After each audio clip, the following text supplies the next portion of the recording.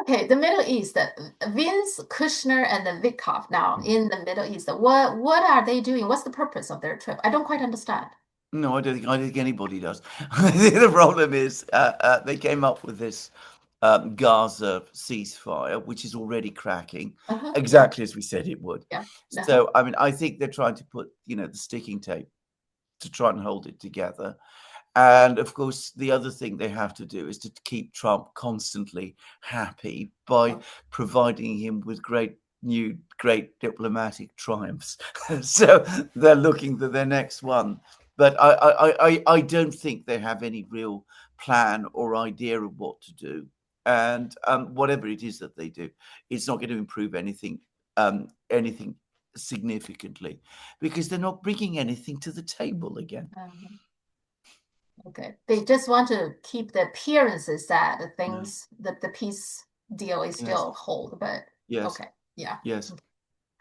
Iran, Russia, and China also sent a letter to UN to declare this nuclear deal with Tehran has terminated. Okay. So yeah, so what they're saying is that UK, France, and Germany, the so-called E3, they trying to trigger a snapback to mechanism to reimpose the UN sanctions Mm. on Iran. So what China and Russia Mm. and Iran said, not so fast. We're not doing that. Is Mm. that what this That's is what exactly is what they're saying. The United States walks out of the JCPOA. It says that happening? the JCPOA is a bad deal. We don't want to have anything to do with it. And then at the same time, they insist that Iran must abide by the JCPOA. Iran is abiding by the JCPOA. There's no evidence that Iran has breached the JCPOA, at least until very recently. Then Israel and the United States attack Iran. Mhm. And after that, well, remember, they've attacked Iran. They've attacked civilian nuclear facilities Mhm. which are under the supervision of the International Atomic Energy Agency. I mean, they're in gross violation of the provisions of the Nuclear Non-Proliferation Treaty, by the way, and of international law. I mean, a fact that, as far as I know, nobody in the West is making. So then they come along and say that the snapback sanctions must come back into force. They don't really give any explanation. They refer back to events that took place 20 plus years ago, and to the fact that after this attack on IAEA facilities, Iran is not happy with the IAEA, which is not surprising. They don't work to try and rebuild trust between the IAEA and Iran and between the West and Iran. And so they decide by themselves to impose snapback sanctions because Iran is supposedly violating a treaty, the JCPOA, that the United States walked out of. Again, you cannot you cannot really make this up. It is so self-interested, so absurd, and rational countries like China and Russia, but also, I suspect, quietly many others are saying, well, if you want to behave again in this spoiled child way, don't expect us to. I mean, Iran's a big country. It's got a right to be and to trade and to have its people live its life. And we're not going to impose sanctions on them because you behave in this kind of bizarre fashion. So that's what's going to happen. So I think what it means is that China and Russia will continue to trade with Iran. And in the case of Russia, they will probably provide Iran with weapons, which Iran absolutely needs, Mhm. because it must always worry now that since it was attacked in June, it might be attacked again. And I think there's another reason that is because the U.S. always use sanction Iran as a reason to sanction Chinese companies. Any Yeah, companies have any dealing with Iran, they sanction yeah, the Chinese company. Yeah, so that's yeah. I think they're trying to take that excuse away. We don't sanction Iran. So yeah. No. Well, that's absolutely true, actually. Mhm. Yeah, it's a good Yeah. point. What is going on with Prince Andrew? So clearly this scandal has been brewing and it's a little bit and then it calms down and now it seems to be blowing up now. Yes, Explain. it has blown up. It's blown up to an incredible degree, and I think one of the key differences is that the Queen, our former Queen, died. Was it about 2, 3 years ago? Mhm. And she was Andrew's big protector. And then a few months ago, very tragically, Virginia Giuffre died, probably suicide. At least that's what they say. And now her book is coming out. And I don't think anybody in Britain believes Prince Andrew's denials.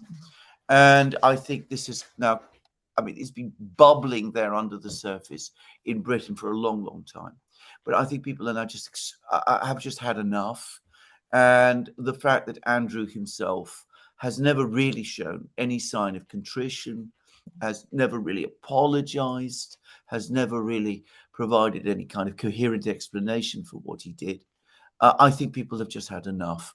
And on top of that, um, always remember that in Britain, this is again a difficult thing, perhaps, for people in China to understand. I say this despite China being, a country where Marx is taken seriously, but Britain, more than most other places, is a country where class matters, Mhm. and there is class antagonism.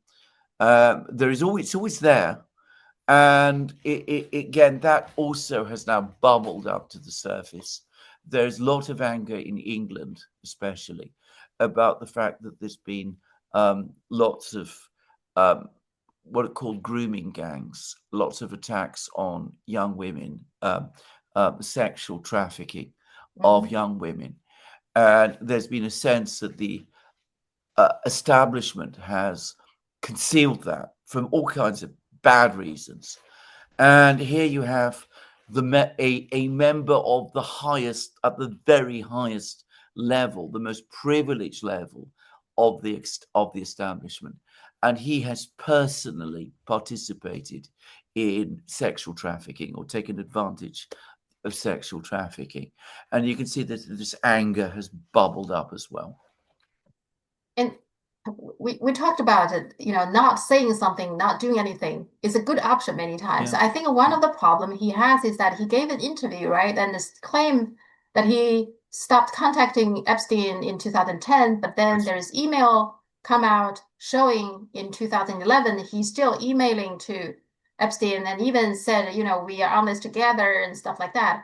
I think that's part of the problem that got him this trouble as well, right? So, Well, he did absolutely. I mean, he because he demonstrated that he's lied about that, and yeah. he lied about his connection with Epstein. And Uh-huh. of course, if he lies about those things, he's probably lying about a lot of other things too. Yeah. So I mean, that all came together as well. But he's never shown any real sign that he understands or accepts that he's himself did anything really wrong. Mhm. Um, he's constantly given the impression that all of the criticisms are somehow unjustified.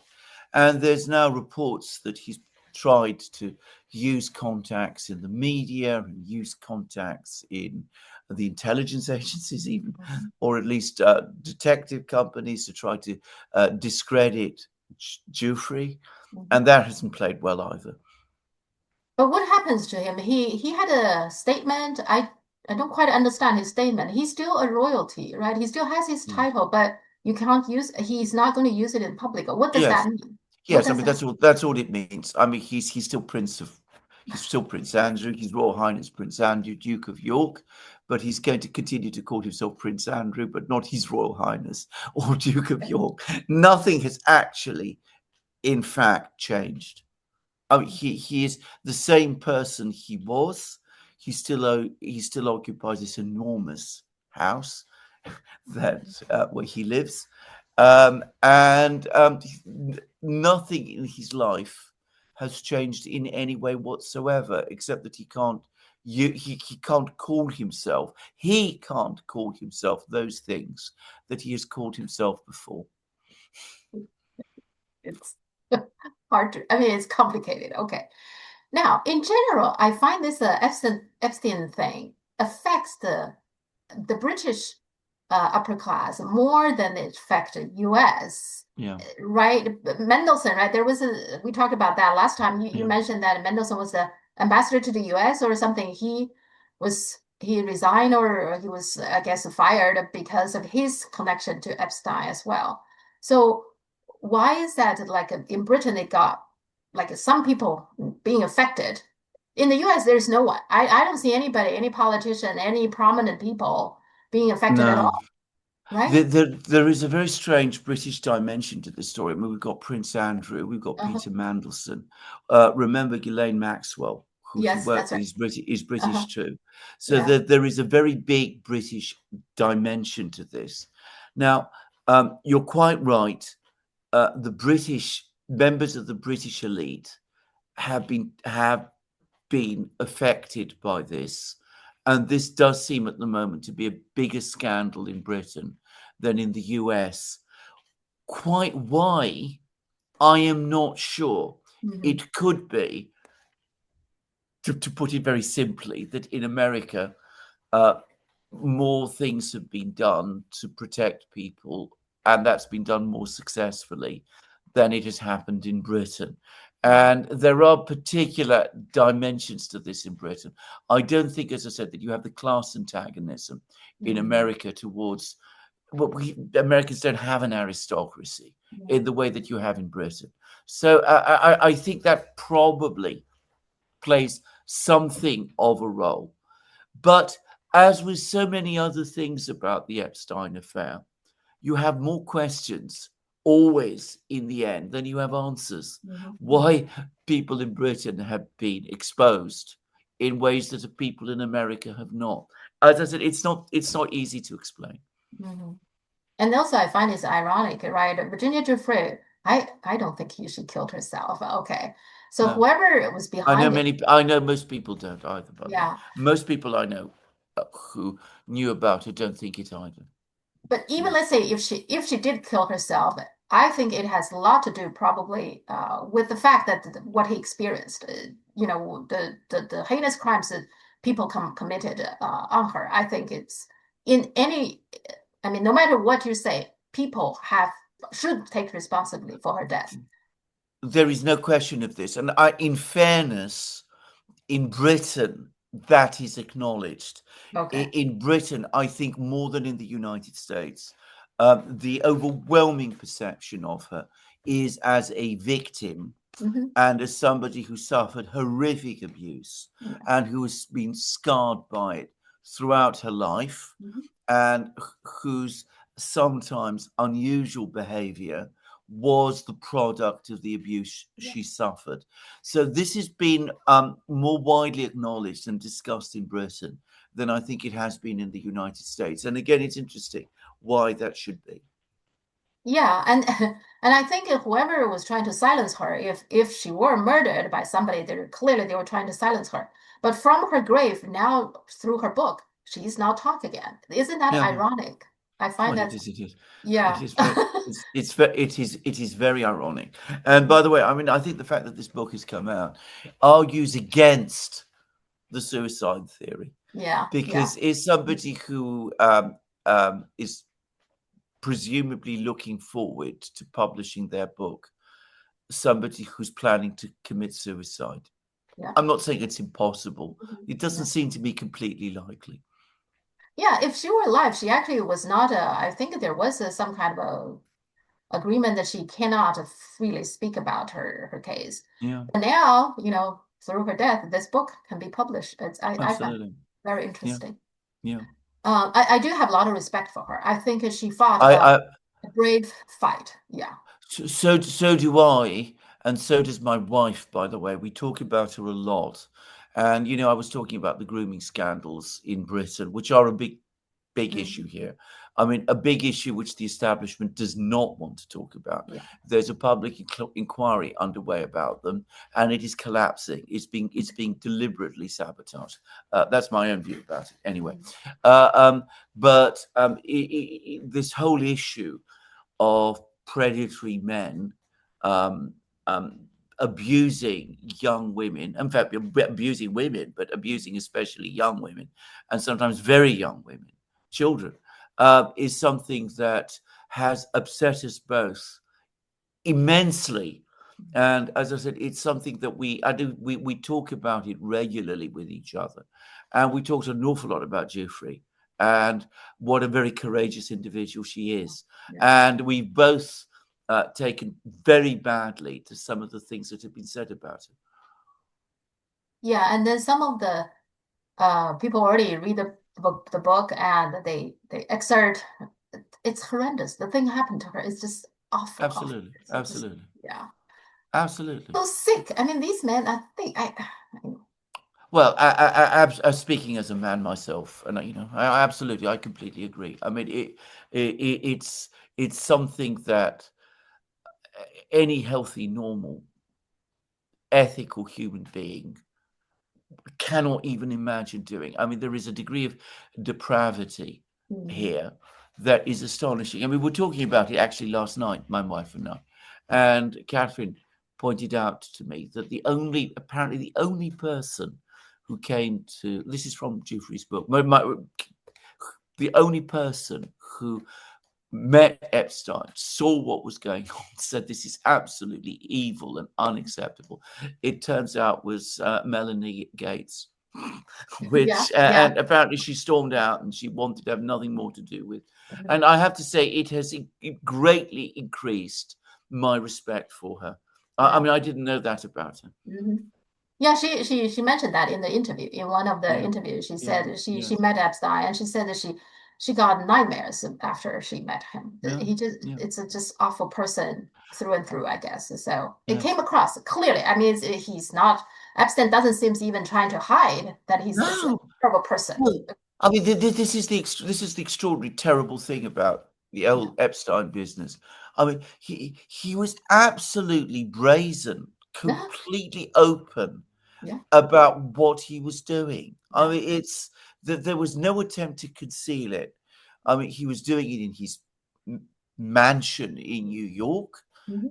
and it was all laid out basically to facilitate these depravities. And anybody who visited it can see that.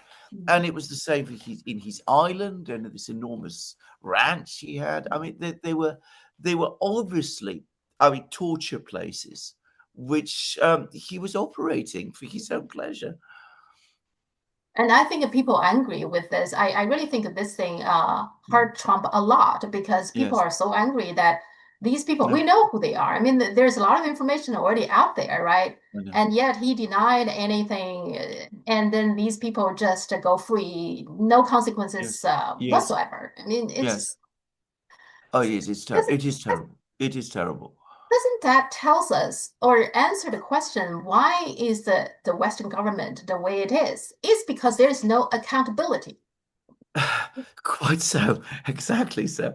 And I'm sorry to say this. I shouldn't be bringing this up all the time, but again, I mean, you go to the Financial Times. I think it was the Financial Times. I was reading about some Chinese generals who've been sacked for Uh-huh, corruption, yeah. power struggle, Xi Jinping facing Uh-huh. crisis, and all of that. Why not? Why not just say to yourself, well, maybe these are Chinese generals who were Yeah. caught engaging in corruption, and that's why they've been sacked. But we can't compute that Mhm. because nothing like that ever happens here. Yeah. Nobody gets sacked for corruption. Nobody gets prosecuted for Mhm. corruption. I mean, Epstein, I mean, he was doing all this for decades. Nobody can. Yeah. So, I mean, there is this incredible level of impunity and indifference to this sort of thing. And of course, it's again very symptomatic of an institutional system in the West, which is no longer accountable, it no longer cares, is entirely self seeking, is completely selfish, is become profoundly corrupt and depraved, and which is Yeah. misgoverning the West in Mhm. exactly the way that you would expect. Yeah.